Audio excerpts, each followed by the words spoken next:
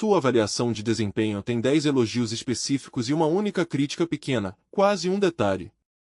Você sai da sala sorrindo, agradece, parece que foi ótimo. À noite, na cama, os 10 elogios já sumiram da sua cabeça. A crítica pequena continua tocando, de novo, e de novo, como se fosse a única coisa que alguém disse sobre você o dia inteiro. Você acha que isso prova que você é inseguro, ou ingrato, ou incapaz de aceitar coisa boa. Mas existe uma explicação diferente, documentada em dezenas de estudos independentes, e ela não tem nada a ver com gratidão. Em 2001, o psicólogo Roy Baumeister e seus colegas Ellen Bratslawski, Katrin Finkenauer e Kathleen Voss publicaram uma revisão de pesquisa que reuniu evidência de várias áreas diferentes: relacionamentos, aprendizado, memória, formação de impressão sobre outras pessoas, feedback no trabalho. O título do artigo resume o achado principal: o ruim é mais forte que o bom. Em praticamente todas essas áreas, um evento negativo tinha um impacto emocional e cognitivo maior do que um evento positivo de intensidade equivalente. Não um pouco maior, consistentemente maior, em domínios que não tinham relação óbvia entre si. Um dos exemplos que os pesquisadores usam para ilustrar isso vem da formação de impressão sobre outras pessoas. Uma única informação negativa sobre alguém, descobrir que ela mentiu uma vez, por exemplo, pesa mais na impressão final do que várias informações positivas isoladas sobre a mesma pessoa. Não é preciso muita coisa ruim para derrubar uma imagem construída com bastante coisa boa. E esse viés não é só uma questão de memória ou de opinião relatada depois. O neurocientista John Cacioppo encontrou evidência disso diretamente na atividade elétrica do cérebro.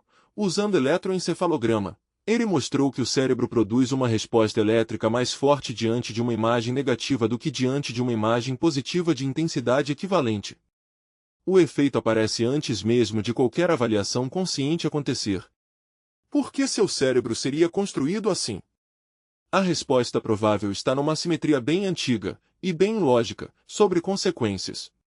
Imagina um ambiente ancestral onde ignorar uma oportunidade boa, uma fruta madura, um encontro social favorável, custava, na pior das hipóteses, uma oportunidade perdida. Você continuava vivo para ter outra chance depois. Agora imagina ignorar um sinal de ameaça real, um som de predador, um sinal de que alguém do grupo virou contra você. O custo de ignorar isso podia ser a vida inteira, de uma vez só, sem segunda chance. Um cérebro que reagisse fraco a ameaças, mas continuasse buscando recompensas com a mesma intensidade, tinha uma simetria de risco perigosa. Um cérebro que reagisse forte a qualquer sinal negativo, mesmo às custas de subestimar coisas boas, sobrevivia com mais consistência. Você herdou esse sistema. E ele continua rodando exatamente do mesmo jeito, mesmo quando a ameaça de hoje é só uma frase de crítica numa sala de reunião, sem nenhum risco real envolvido. O sistema não sabe distinguir entre um predador real e meu chefe achou que esse relatório podia ser mais claro. Os dois entram pela mesma porta de processamento, ativam o mesmo alarme desproporcional, e recebem o mesmo tratamento de prioridade máxima, mesmo que as consequências reais sejam completamente diferentes. Existe um número concreto que mostra o tamanho prático dessa simetria, vindo de outra área de pesquisa. O psicólogo John Gottman, estudando casais ao longo de décadas, encontrou um padrão que hoje é conhecido como a proporção de Gottman. Casamentos que se mantêm satisfeitos e estáveis ao longo do tempo tendem a ter, em média, cerca de 5 interações positivas para cada interação negativa. Casais com uma proporção próxima de 1 para 1, uma coisa boa para cada coisa ruim, tinham um risco bem mais alto de se separar. Repara o que esse número revela: não é que interação negativa e positiva pesem igual e só precisem empatar. É que uma interação negativa, sozinha, consegue anular o efeito de várias interações positivas, por isso é preciso um volume desproporcional de coisas boas só para manter o equilíbrio emocional no zero. Gottman conseguiu, inclusive, usar essa proporção para prever, com uma taxa de acerto alta, quais casais recém-observados ainda estariam juntos anos depois, só olhando o equilíbrio entre interações positivas e negativas num período curto de conversa gravada. O número não é uma curiosidade estatística solta, ele prevê resultado real, porque captura o mesmo viés de peso que está funcionando em qualquer outro tipo de relação, incluindo a relação que você tem com o que ouve sobre si mesmo no trabalho.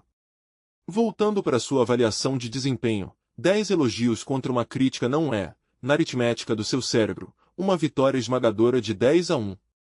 Dependendo de quão forte for essa crítica específica, ela pode pesar sozinha tanto quanto vários elogios somados, às vezes mais.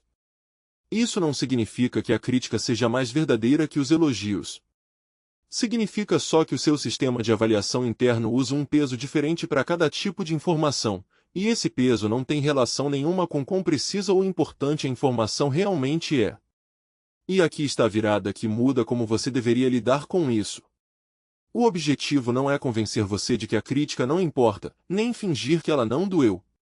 O sistema de alarme que reage forte a ela existe por um motivo evolutivo real, e não vai desligar só porque você decidiu ignorá-lo. O objetivo é reconhecer que o peso desproporcional que a crítica ganha na sua cabeça é um viés de processamento, não uma medida confiável de quanto ela realmente importa em comparação com o resto do que aconteceu. Isso muda a pergunta que você deveria fazer depois de receber um feedback misto. Em vez de perguntar por que só a crítica fica na minha cabeça, será que é porque ela é mais verdadeira? A pergunta certa é: meu cérebro está pesando essa informação negativa de forma proporcional ao resto, ou está aplicando o multiplicador automático que ele aplica em qualquer coisa negativa? Uma ferramenta prática, direto do número de Gottman. Quando uma crítica ficar martelando na sua cabeça, force deliberadamente a contagem, não de forma vaga, mas puxando pelo menos 5 evidências específicas e concretas do lado positivo antes de decidir o peso final daquele feedback.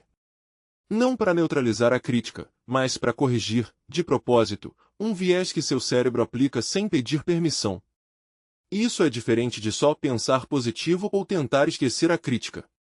É reconhecer que ela tem um peso real, só que inflado pelo próprio mecanismo de avaliação, e devolver o equilíbrio contando o que ficou de fora da narrativa que sua mente escolheu repetir à noite. Funciona melhor quando a contagem é específica, não genérica. Não adianta pensar, teve bastante coisa boa também, de forma vaga, isso não compete com o detalhe nítido da crítica que fica repetindo. Nomear exatamente cada elogio, com as palavras que a pessoa usou, dá ao lado positivo o mesmo nível de detalhe concreto que naturalmente só a crítica costuma reter.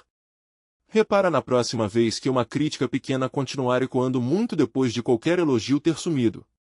Antes de concluir que aquilo é a verdade real sobre você, pergunta: quantas coisas positivas específicas aconteceram junto com isso, que eu simplesmente não contei com o mesmo peso? Sua avaliação de desempenho tem 10 elogios específicos e uma única crítica pequena.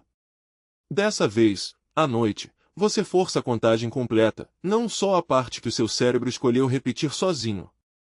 Esse peso desigual nunca foi sobre qual parte é mais verdadeira. Era sobre um sistema de alarme antigo aplicando o multiplicador errado, e o multiplicador tem conserto.